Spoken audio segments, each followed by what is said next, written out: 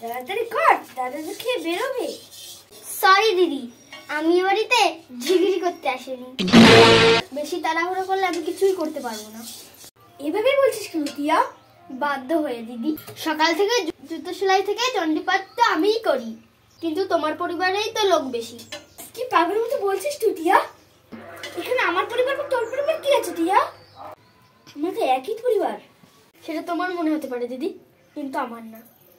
দাদা আজ কাজের লোক আনছে, মামা, মোট তোমরা 4 জন আর আমরা 2 জন।